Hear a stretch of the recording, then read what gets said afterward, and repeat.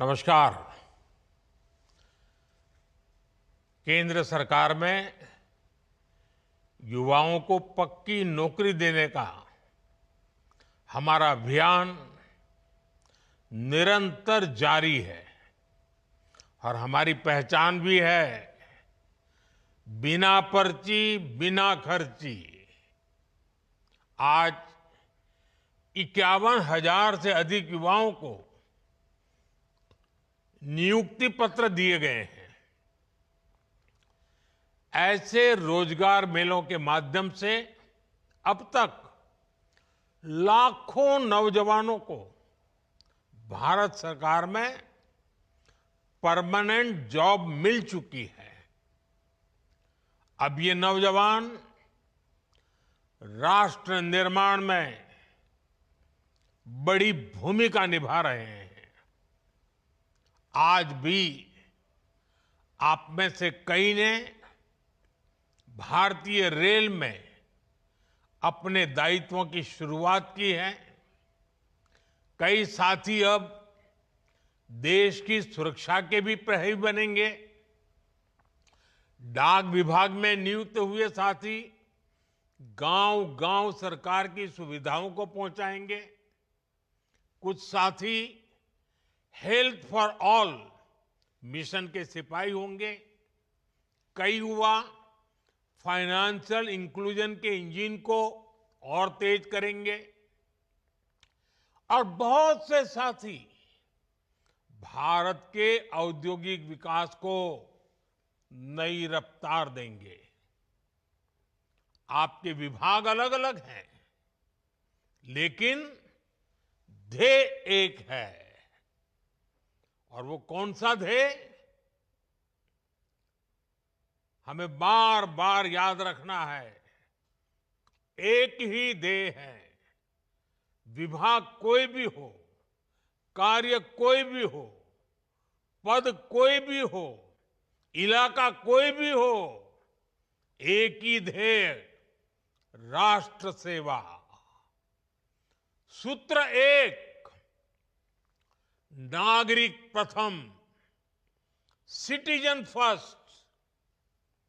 आपको देश के लोगों की सेवा का बहुत बड़ा मंच मिला है। मैं आप सभी युवाओं को जीवन के महत्वपूर्ण पड़ाव पर इतनी बड़ी सफलता के लिए बहुत बहुत बधाई देता हूं। आपकी इस नई यात्रा के लिए मेरी तरफ से आपको बहुत बहुत शुभकामनाएं हैं। साथियों, आज दुनिया मान रही है कि भारत के पास दो असीमित शक्तियां हैं। एक डेमोग्राफी, दूसरी डेमोक्रेसी, यानी सबसे बड़ी युवा आबादी और सबसे बड़ा लोकतंत्र। युवाओं का यह सामर्थ्य हमारी भारत के उज्जवल भविष्य की सबसे बड़ी पूंजी भी है और सबसे बड़ी गारंटी भी है। और हमारी सरकार इसी पूंजी को समृद्धि का सूत्र बनाने में दिन रात जुटी है। आप सबको पता है, 2 दिन पहले ही मैं 5 देशों की यात्रा कर करके लौटा हूं। हर देश में भारत की युवा शक्ति की गूंज सुनाई दी। इस दौरान जितने भी समझौते हुए हैं, उनसे देश और विदेश दोनों जगह भारत के नौजवानों को फायदा होना ही है। Defence, pharma, digital technology, energy, rare earth, minerals, ऐसे कई सेक्टर्स, ऐसे सेक्टर्स में हुए समझौतों से भारत को आने वाले दिनों में बहुत बड़ा फायदा होगा। भारत के मैन्युफैक्चरिंग और सर्विस सेक्टर को बहुत बल मिलेगा। साथियों, बदलते हुए समय के साथ 21वीं सदी में नेचर ऑफ जॉब भी बदल रहा है। नए नए सेक्टर्स भी उभर रहे हैं। इसलिए बीते दशक में भारत का जोर अपने युवाओं को इसके लिए तैयार करने का है और इसके लिए अहम निर्णय भी लिए गए हैं। आधुनिक जरूरतों को देखते हुए आधुनिक नीतियां भी बनाई गई हैं। स्टार्टअप्स, इनोवेशन और रिसर्च का जो इकोसिस्टम आज देश में बन रहा है, वो देश के युवाओं का सामर्थ्य बढ़ा रहा है। आज जब मैं नौजवानों को देखता हूं कि वे अपना स्टार्टअप शुरू करना चाहते हैं, तो मेरा भी आत्मविश्वास बढ़ जाता है। और अभी हमारे डॉक्टर जितेंद्र सिंह जी ने स्टार्टअप के विषय में विस्तार से कुछ आंकड़े भी बताए आपको सामने। मुझे खुशी होती है कि मेरे देश का नौजवान बड़े विजन के साथ, तेज गति से, मक्कमता के साथ आगे बढ़ रहा है। वो कुछ नया करना चाहता है। साथियों, भारत सरकार का जोर प्राइवेट सेक्टर में रोजगार के नए अवसरों के निर्माण पर भी है। हाल ही में सरकार ने एक नई स्कीम को मंजूरी दी है, एम्प्लॉयमेंट लिंक इंसेंटिव स्कीम। इस योजना के तहत सरकार प्राइवेट सेक्टर में पहली बार रोजगार पाने वाले युवा को 15,000 रुपये देगी।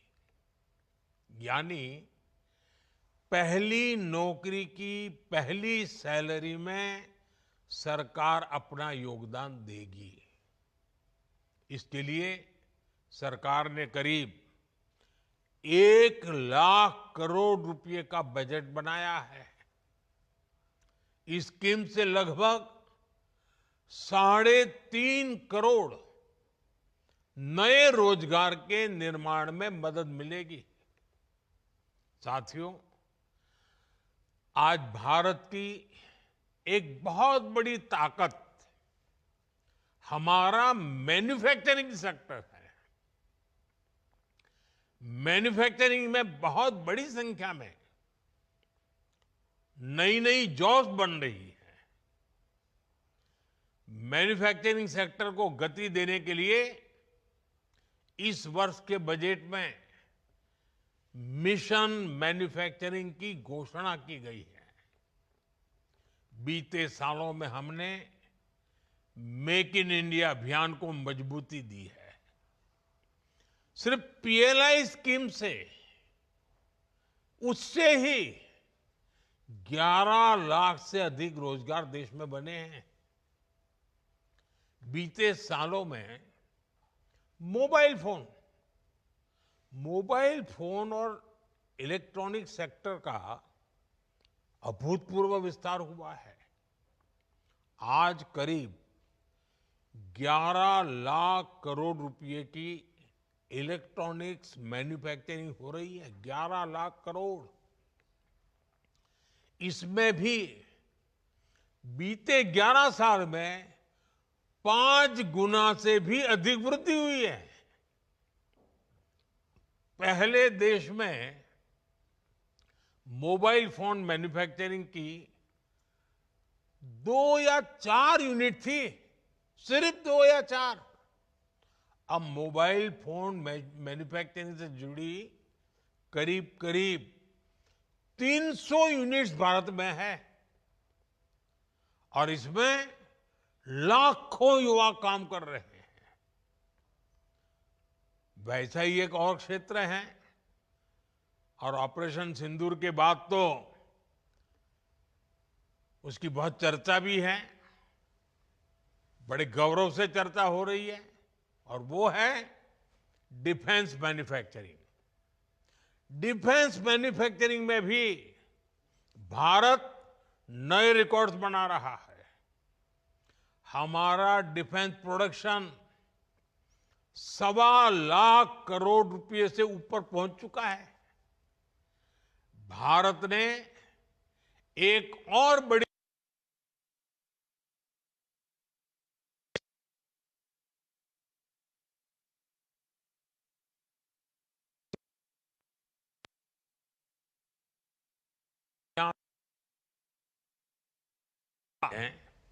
सबसे ज्यादा लोकोमोटिव बनाने वाला देश बन गया है। दुनिया में सबसे ज्यादा लोकोमोटिव हो, रेल कोच हो, मेट्रो कोच हो, आज भारत इनका बड़ी संख्या में दुनिया के कई देशों में एक्सपोर्ट कर रहा है। हमारा ऑटोमोबाइल सेक्टर भी अभूतपूर्व ग्रोथ कर रहा है। बीते 5 साल में ही इस सेक्टर में करीब $40 बिलियन का एफडीआई आया है, यानी नई कंपनियां आई हैं, नई फैक्ट्रियां लगी हैं, नए रोजगार बने हैं और साथ साथ गाड़ियों की डिमांड भी बहुत बढ़ी है। गाड़ियों की रिकॉर्ड बिक्री हुई है भारत में।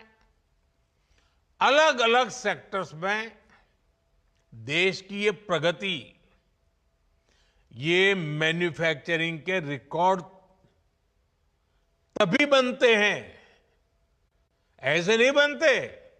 ये सब तब संभव होता है जब ज्यादा से ज्यादा नौजवानों को नौकरियां मिल रही हैं, नौजवानों का पसीना लगता है उसमें, उनका दिमाग काम करता है, वो मेहनत करते हैं। देश के नौजवानों ने रोजगार तो पाया है, लेकिन ये कमाल करके भी दिखाया है। अब सरकारी कर्मचारी के तौर पर आपको हर संभव प्रयास करना है कि देश में मैन्युफैक्चरिंग सेक्टर की ये गति निरंतर बढ़ती रहे। जहां भी आपको दायित्व मिले, आप एक प्रोत्साहक के रूप में काम करें, लोगों को एनकरेज करें, रुकावटें दूर करें। जितना ज्यादा आप सरलता लाएंगे, उतनी सुविधा देश में अन्य लोगों को भी बढ़ेगी।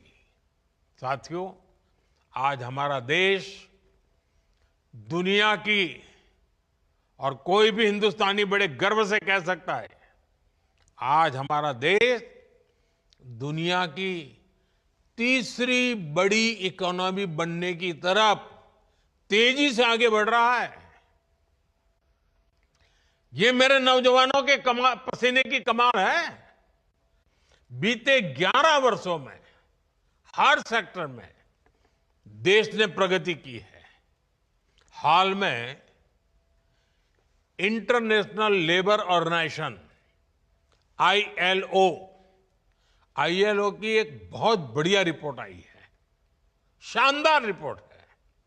इस रिपोर्ट में कहा गया है कि बीते दशक में भारत के 90 करोड़ से अधिक नागरिकों को वेलफेयर स्कीम के दायरे में लाया गया है। एक प्रकार से सोशल सिक्योरिटी के दायरा गिना जाता है। और इन स्कीम्स का फायदा सिर्फ वेलफेयर तक सीमित नहीं है। इससे बहुत बड़ी संख्या में नए रोजगार भी बने हैं। जैसे एक छोटा उदाहरण मैं देता हूं, पीएम आवास योजना। अब ये पीएम आवास योजना के तहत 4 करोड़ नए पक्के घर बन चुके हैं और 3 करोड़ नए घर अभी बनाने की प्रक्रिया चल रही है।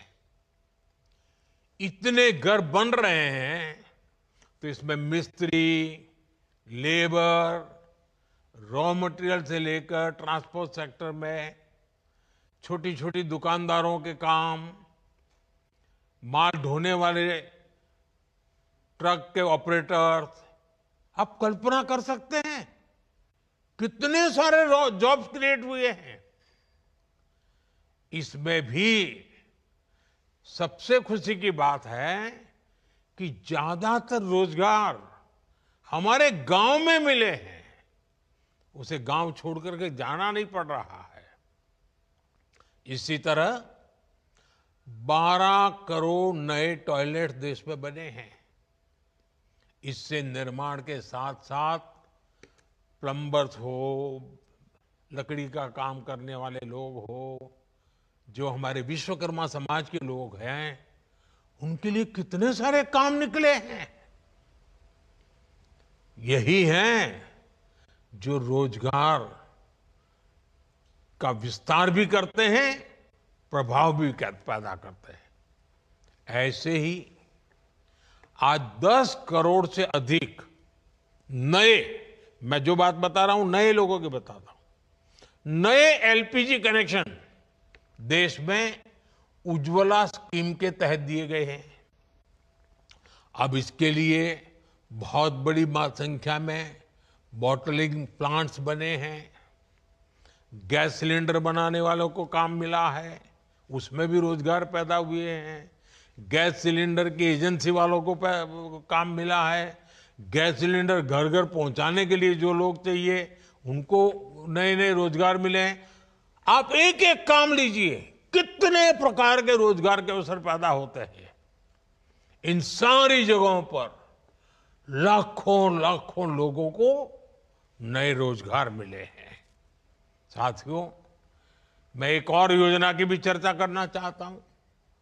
अब आपको पता है ये योजना तो यानी कहते हैं ना 5 उंगली घी में, या तो कहते हैं कि दोनों हाथ में लड्डू, ऐसी है पीएम सूर्य घर मुफ्त बिजली योजना। सरकार आपके घर की छत पर यानी रूफटॉप सोलर प्लांट लगाने के लिए एक परिवार को एवरेज करीब करीब 75,000 रुपये से भी ज्यादा दे रही है। इससे वो अपने घर के छत के ऊपर सोलर प्लांट लगाता है। एक प्रकार से उसका घर की छत बिजली का कारखाना बन जाती है, बिजली पैदा करता है और वो बिजली खुद भी उपयोग करता है। ज्यादा बिजली है तो बेचता है। इससे बिजली का बिल तो जीरो हो रहा है, उसके पैसे तो बच ही रहे हैं। इन प्लांट्स को लगाने के लिए इंजीनियर्स की जरूरत पड़ती है, टेक्नीशियन की जरूरत पड़ती है, सोलर पैनल बनाने के कारखाने लगते हैं, रॉ मटेरियल के लिए कारखाने लगते हैं, उसको ट्रांसपोर्टेशन के लिए लगते हैं, उसको रिपेयर करने के लिए भी पूरी एक नई इंडस्ट्री तैयार हो रही है। आप कल्पना कर सकते हैं, एक एक स्कीम लोगों का तो भला कर रही है, लेकिन लाखों लाखों नए रोजगार इसके कारण पैदा हो रहे हैं। साथियों, नमो ड्रोन दीदी अभियान ने भी बहनों बेटियों की कमाई बढ़ाई है और ग्रामीण क्षेत्र में रोजगार के नए मौके भी बनाए हैं।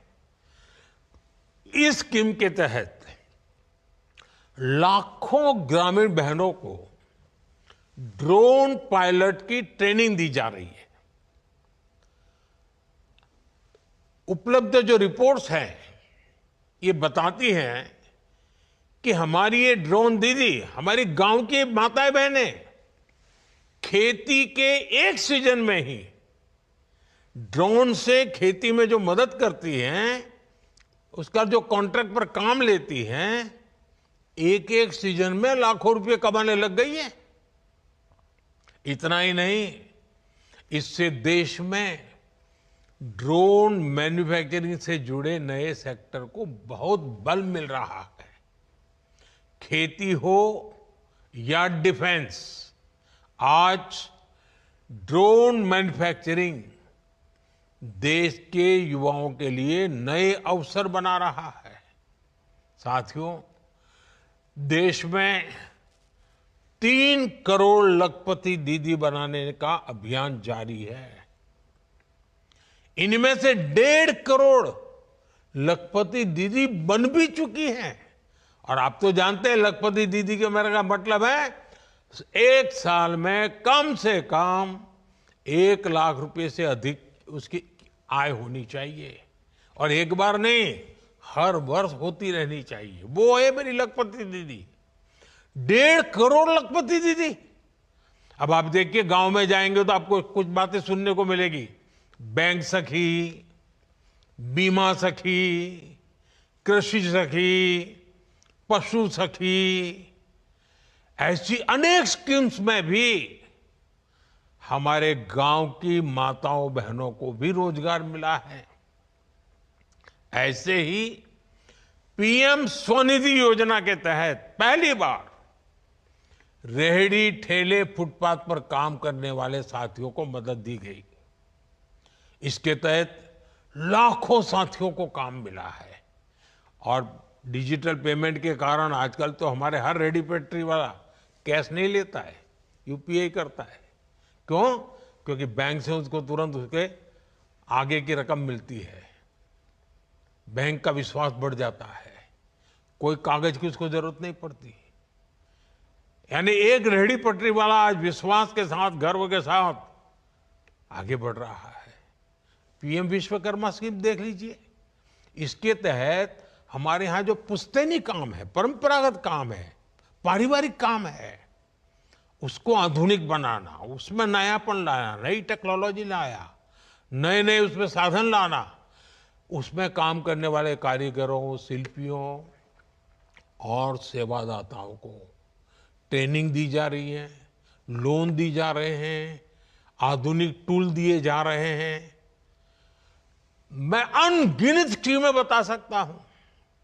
ऐसी कई स्कीम हैं जिनसे गरीबों को लाभ भी हुआ है और नौजवानों को रोजगार भी मिला है।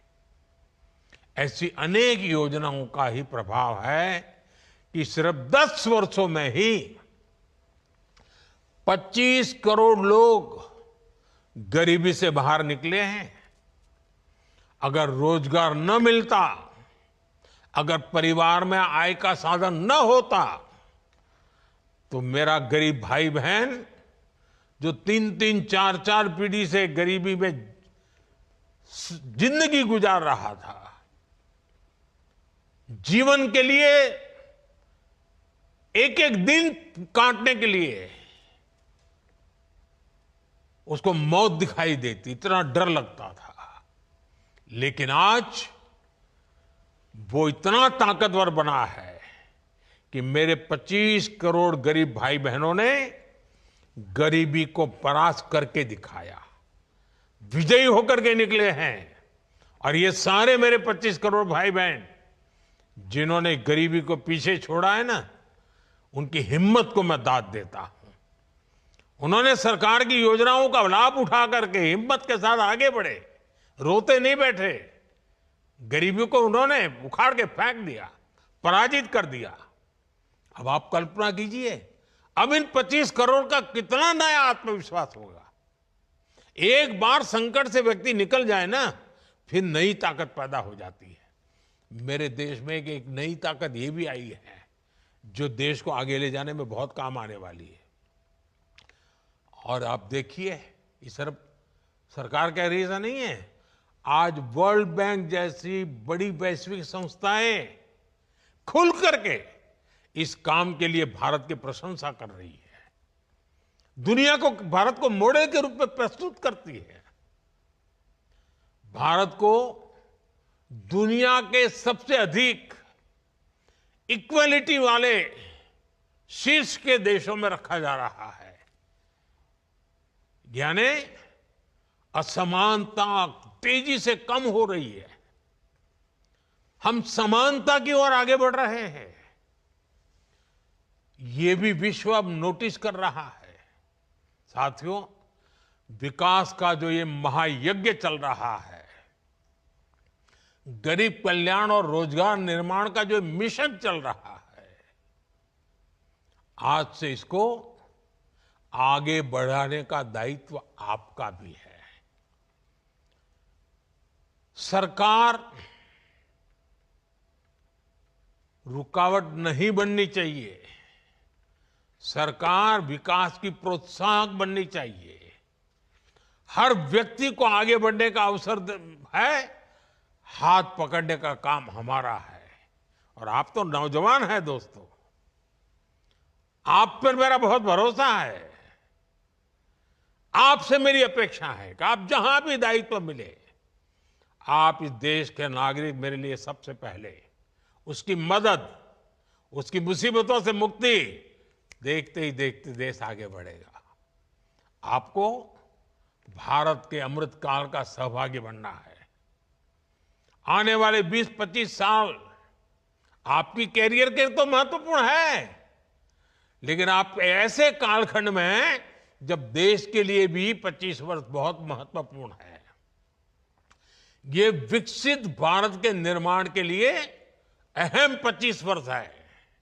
इसलिए आपको अपने काम, अपने दायित्व, अपने लक्ष्यों को विकसित भारत के संकल्प के साथ आत्मसात करना है। नागरिक देवो भव, ये मंत्र तो हमारी रगों में दौड़ना चाहिए, दिल दिमाग में रहना चाहिए, हमारे व्यवहार में नजर आना चाहिए। और मुझे पक्का विश्वास है दोस्तों, ये युवा शक्ति है, पिछले 10 साल में देश को आगे बढ़ाने में मेरे साथ खड़ी है। मेरे एक एक शब्द को देश की भलाई के लिए उन्होंने जो भी कर सकते हैं किया है, जहां है वहां से किया है।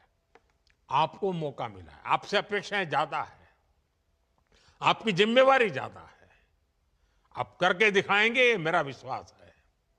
मैं एक बार फिर आपको बहुत बहुत बधाई देता हूं।